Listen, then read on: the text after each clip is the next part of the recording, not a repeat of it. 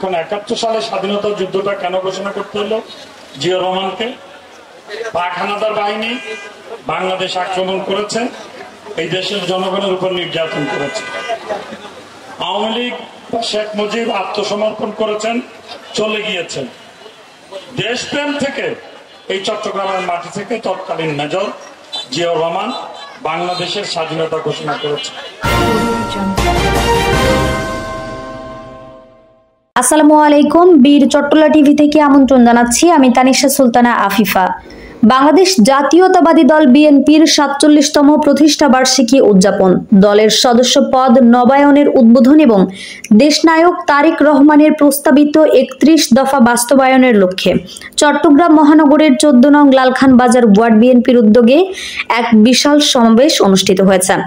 সমাবেশে প্রধান অতিথি হিসেবে উপস্থিত ছিলেন চট্টগ্রাম মহানগর বিএনপির সদস্য সচিব নাজিমুর রহমান। প্রধান বক্তা হিসেবে বক্তব্য রাখেন বিএনপির আন্তর্জাতিক উপ কমিটির সদস্য ইসরাফিল খসরু মাহমুদ চৌধুরী।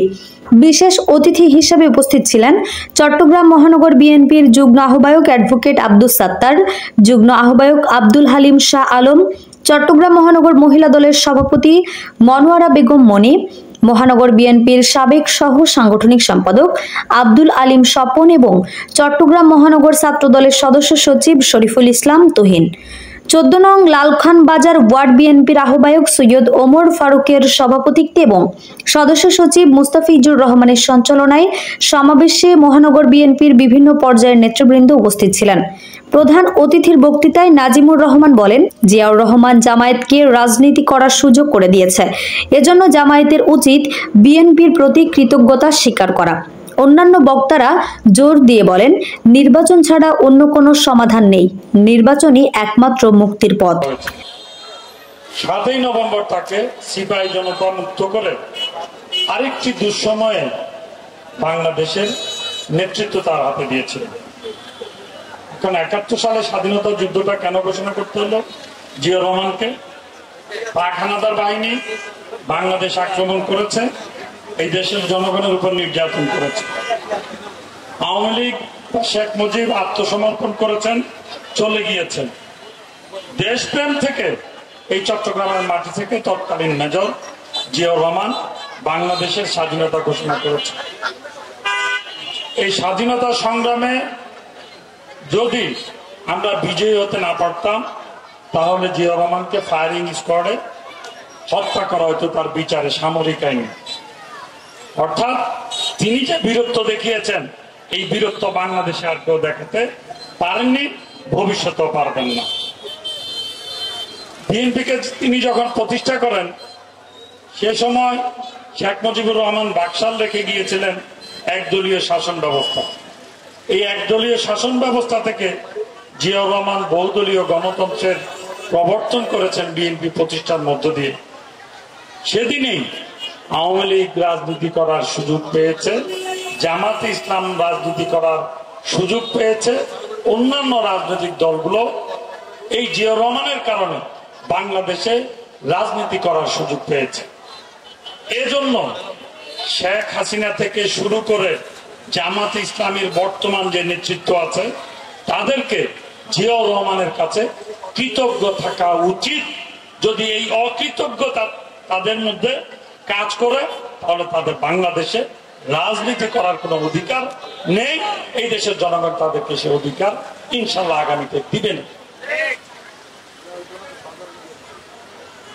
এখানে যারা আমাদের দেশের স্বাধীনতার বিরোধিতা করেছেন, মা বোনদের ইজ্জত নিয়েছেন, ৩০ লক্ষ বলা হচ্ছে, ৩০ লক্ষ হবে না, সেটা ৩ লক্ষ হবে।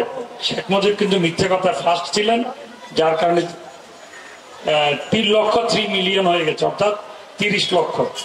তো এই ৩ লক্ষ মানুষ কারা হত্যা করেছে? এটা কি পাকিস্তানিরা সবাইকে হত্যা করছে? গত ১৭ বছর কাজে নেতা কর্মীরা, জিয়া সেনারা বুলেট বোমা ভয় পায় না। আমরা ১৫-১৬ বছর ১৭ বছর আন্দোলন করছি কিসের জন্য? জনগণের ভাতের এবং ভোটের অধিকারের জন্য। সংগ্রাম কি শেষ হয়েছে বন্ধুগণ? সংগ্রাম কি শেষ হয়েছে? ভোটের অধিকার প্রতিষ্ঠা হয়েছে বাংলাদেশে? হয়েছে? ঘরে ফিরে যাব? ঘরে ফিরে যাওয়ার কোন সুযোগ নাই, আমাদের সংগ্রাম এখন শেষ হয় নাই। যতক্ষণ পর্যন্ত জনগণের নির্বাচিত সরকার বাংলাদেশে প্রতিষ্ঠা না হবে আমরা ঘরে ফিরে যাব না। এবং আমরা জানি ফেব্রুয়ারি নির্বাচন আসছে, বাংলাদেশের জনগণের খুবই আকাঙ্ক্ষিত একটা নির্বাচন। কাজে আমাদের সকলকে একটু অ্যাওয়্যার থাকতে হবে, চোখ কান খোলা রাখতে হবে, কোনো যেন ষড়যন্ত্র না হয়। এই নির্বাচন বাংলাদেশের মানুষের আকাঙ্ক্ষার নির্বাচন।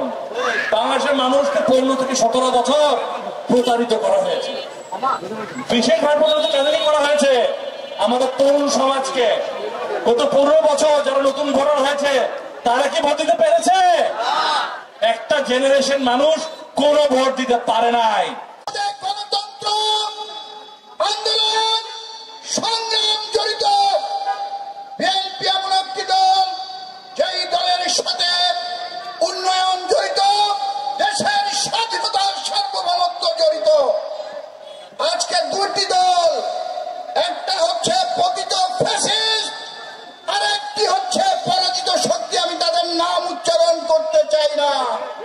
বাংলাদেশের ইতিহাসে তারা বারবার জাতির সাথে বিশ্বাসঘাতকতা করেছে। ৭১ সালে বিশ্বাসঘাতকতা করেছে। সেই নির্বাচনে যদি আমরা আমাদের দলকে আমাদের অবস্থান থেকে জয়যুক্ত করতে পারি, তখনই আমাদের অন্ত সফলতা পাবে। বন্ধু আমার ভোট দিবে, সেই ভোট আমরা করে নিব। আগামী ৭ বছর আমরা কেউ ভোট দিতে পারিনি। আগামী নির্বাচনে আমাদেরকে বিপুল ভোটের ব্যবধানে যারাই এমপি নির্বাচন করবে, আমাদের প্রত্যেকটি এমপিকে নির্বাচিত করে আনতে হবে। আন্দোলন করেছিলেন বিএনপি সরকারের বিরুদ্ধে। এর ৯৬ ইলেকশনে যখন জামাত ইসলামী একক নির্বাচন করে, তখন তাদের আসন সংখ্যা ছিল মাত্র 3টা আসন পেয়েছিলেন।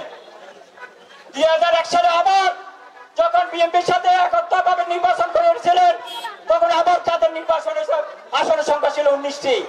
সংগ্রামী সাথী বন্ধুগণ, তারা তাদের রাজনীতি হলো সারা বাংলাদেশের নিরীহ পরিবারের যে ছেলে সন্তান আছে তাদেরকে মনোফেক করা।